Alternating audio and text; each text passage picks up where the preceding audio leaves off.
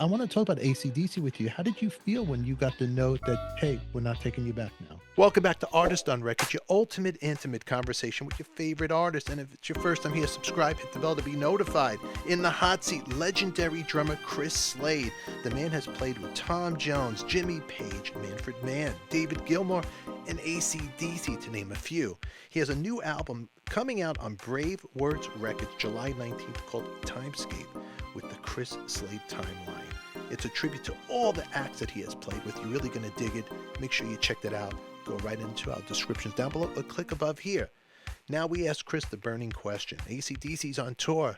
How did you feel when you did not get the call to join them? It all starts now. Don't touch that dial. Talk about ACDC with you. How did you feel when you got the note that, hey, we're not taking you back now?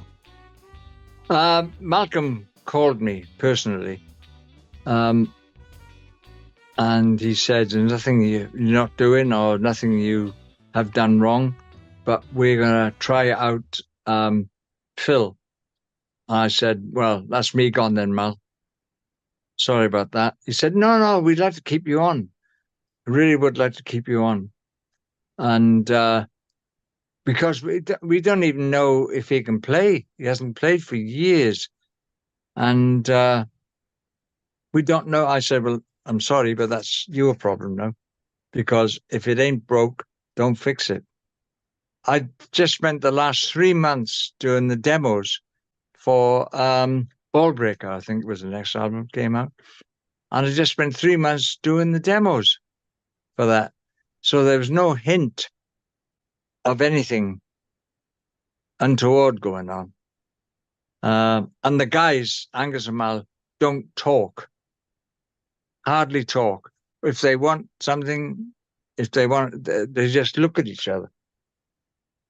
They don't even change their facial expression. They just look at each other, and it's like, and on to the next thing. They know what they're thinking. Each other were thinking. It's uncanny, and other people will tell you that it's uncanny that they can look at each other and then go, "Oh, okay, we do this now." And there's no words spoken. That's all. It's just mental telepathy, you know. That would drive me crazy. Yeah, it's crazy, definitely. I'm used to it, but it's crazy. Unfortunately, Malcolm is no longer with us. He was a genius. He's the best rhythm player I've ever heard or ever seen, certainly ever played with. You know, he was the drive. He was always on time, always pushing and forward, but not speeding up, which is an art in itself. He was just a genius, and what a songwriter as well, you know, both of them, Angus and Malcolm. And the way I see it, not all the songs, of course, but they are pop songs played heavy. A lot of them, you know, You Shook Me All Night Long. They've got hooks, they've got choruses, just tremendous records.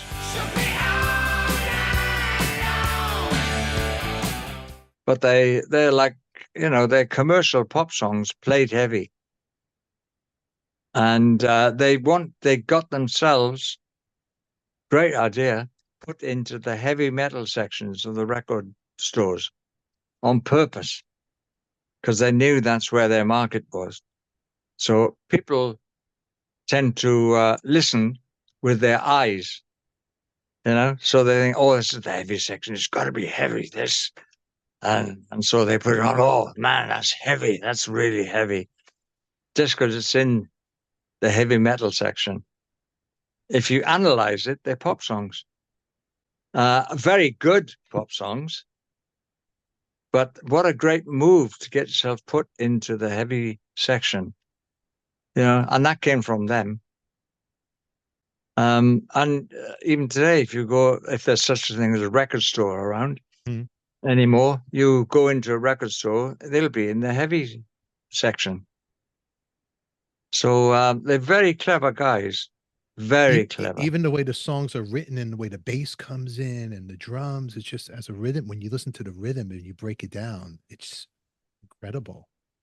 Yes, their arrangements also, were all their arrangements were incredible. You like Thunderstruck, you can't play it any other way.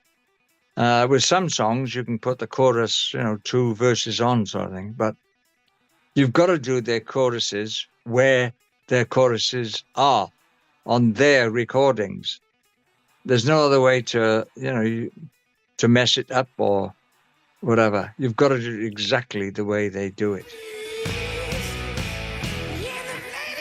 Me too. When a song is written like Thunderstruck, when they came and brought it in there, did they tell you how to play, or how was it brought to the table?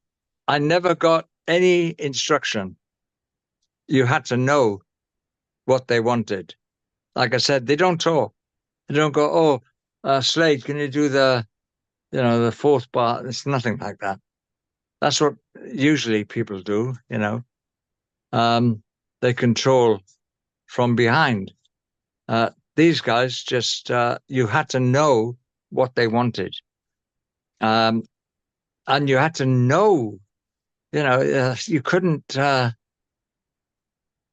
go off on a tangent and play a different drum beat. It's like, no, that it's got to go like this. Boom, bap. I've got to do that because I can't go boom, boom, diddly, bum, bum. That don't work. It goes boom, boom, bap,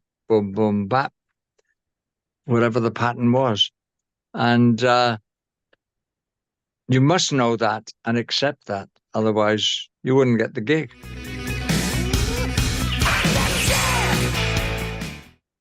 But they don't tell you. They don't say, well, the hi-hat's over here and the snare drum's there and the bass drum's there. There's none of that. There's no like, when I did the audition, no pressure whatsoever. No pressure whatsoever. They took 2 chairs, put them on the floor 10 feet from my kick drum. No pressure. And Cliff was in that corner and Brian was in that corner singing. And they sat 10 feet from me, looking straight at me. I think the intention was, what's he like under pressure? Because if you fold then, you're going to fold when you get 70,000 people screaming at you. And it's like, okay. And they got their guitars on their laps. And it's like, okay, back in black. You count in. Me count in. So no pressure whatsoever.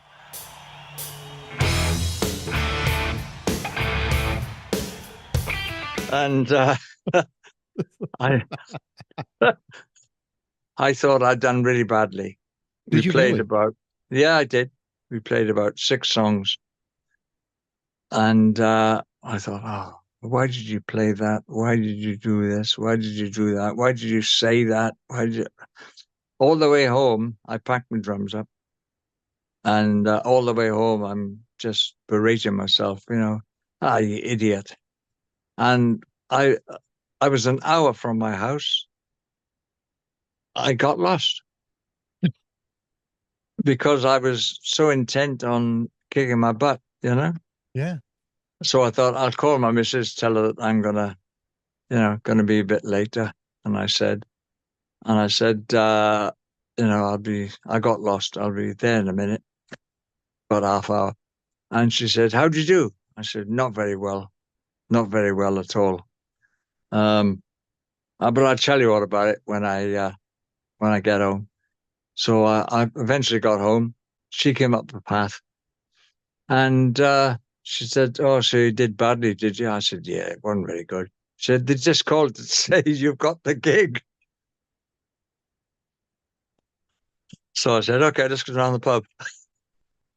So you're spending a whole hour getting lost, driving yourself crazy, banging your head, go, oh, Yeah, Slade, bang my what's the head on the matter with steering you, wheel, you you know. moron? Why'd you start that out on that? Oh, they hate you. All these, your mind was your worst enemy that whole ride. It must have been that 1 hour ride, must have felt like a 10-hour ride or something. Must have been It did. dreadful. I didn't know where I was, honestly. I was so preoccupied with my own failings that, and they'd phoned before I had got home because there's no mobile phones back then, you know. Mm-hmm. You had to phone the house on the house telephone. And she was home. So then, we went down the pub. Who called her? Who called, left the message? Do you remember? I don't know. It was probably Malcolm. It was Malcolm was pretty much the guy, with Yeah, it most of the was, time. it was Malcolm's band. Yeah. ACDC was Malcolm's band. Everybody thinks it's Angus's or Brian's or whatever they think. But it was Malcolm's band.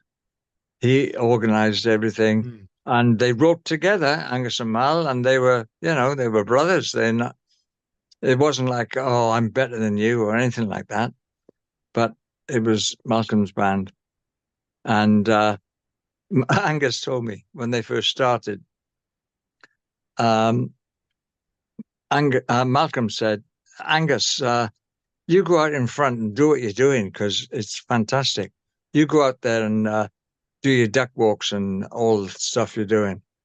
And Angus said to him, well, you wear the stupid suit then.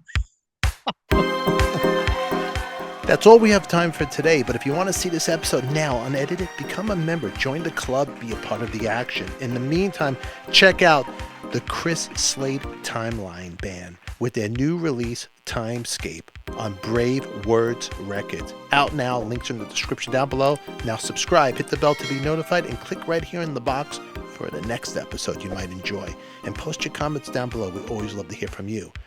Who loves you, baby? We do. Thanks for watching.